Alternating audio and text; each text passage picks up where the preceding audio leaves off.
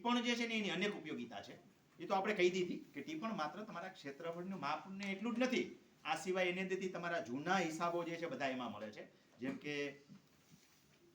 સત્તાનો પ્રકાર કેવો છે, જમીન જે છે કેવા પ્રકારની છે, એની અંદર અન્ય હકો કુવા વગેરે છે કે નહીં, એ માલિકી હક કેવા પ્રકારનો છે, માલિક એટલે કબજેદાર જે તે સમયે કોણ છે, સર્વે નંબરનું ક્ષેત્રફળ કેટલું છે.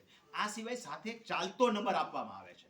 એટલે મૂળભૂત સર્વે નંબર રિલેટેડ કંઈક ક્ષતિઓ હોય જે સેકડાબારાના કેસ સાથે પણ જોડાયેલી હોઈ શકે.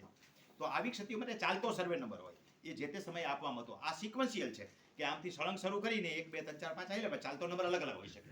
એ આપણે બીજી જરૂર નથી, પણ રેફરન્સ માટે જરૂરી છે. જે માપણી રજિસ્ટરની અંદર નીકળશે આ બધી એન્ટ્રીઓ જે તે સમયે ભલે મેન્યુઅલ હતી પણ બહુ વ્યવસ્થિત કરી. એટલે તમે સ્પેશિયલ પત્રક આકારબંધી સિમખડો ખાતો ત્યારે વધારાની એક વસ્તુ માગવાની રહી, માપણી રજિસ્ટરની નકલ. એ આજની નહીં, ઓરિજિનલ માપણી રજિસ્ટરની નકલ. એમાં ચાલતો નોલો બે બતાવેલો, એટલે ભૂલચૂક હોય તો બધે તો ન હોય ને, ક્યાંકથી તમારી ભૂલ પકડાઈ જાય. આની સાથે એક અગત્યની માહિતી આપી દઉં કે આ નંબર રેગ્યુલર હાઈલા એવા એમાંય ક્યાંક ભૂલ થઈ ગઈ ને, નો થાય એવું નથી.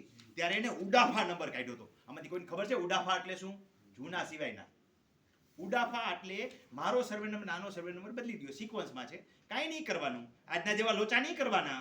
મારો નંબર આને ફાળવી દે, નાનો નંબર મને ફાળવી દે, આ ઉડાફા.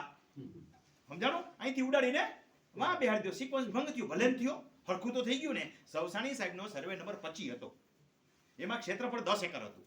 મારો સર્વે નંબર જે છે એ 35 છે, મારું ક્ષેત્રફળ જે છે 5 છે ખાલી. હવે અમારે બેન કે હા મામે અમારે કાંઈ બાજવાનું ન રહ્યું, આજે બાજીએ છીએ આપણે, કાંઈ ન કરાય, અમારે કાંઈ કરવાનું થતું નથી. એનો સર્વે નંબર મને આપી દે, મારો સર્વે નંબર લખી નાખો ન્યા. માલિકી તો જ્યાં હતો ન્યા જ રહ્યો ને, ક્ષેત્રફળ જ્યાં હતું ન્યા રહ્યું ને, કાંઈ કરવાની જરૂર પડી. આનું નામ ઉડાફા.